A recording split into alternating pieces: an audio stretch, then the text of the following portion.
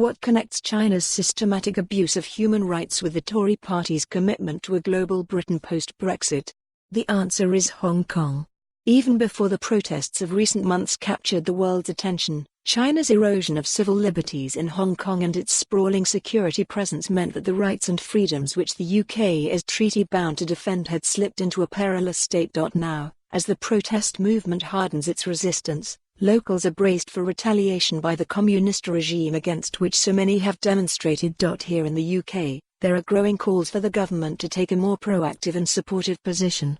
Since the summer, think tanks and prominent parliamentarians have, much to the fury of China's ambassador in London, pressed the case for a reformed immigration policy that would give Hong Kong citizens the freedom to come to Britain. At present, around 250,000 Hong Kong-ish hold a British national overseas (BNO) passport, the main benefit of which is the right to visit the UK for 6 months. Home Secretary Priti Patel is understood to have pushed for a change in the BNO status that would grant the holders of such passports the automatic right to settle in the UK.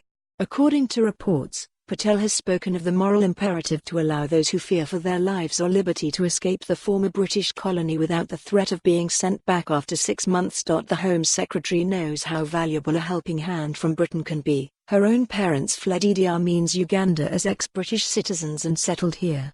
Patel is right about the moral imperative and right to consider how China may seek to stamp its authority on Hong Kong. Changing the status of BNO passport holders, and allowing others to apply for it, will not result in a wave of immigration to the UK.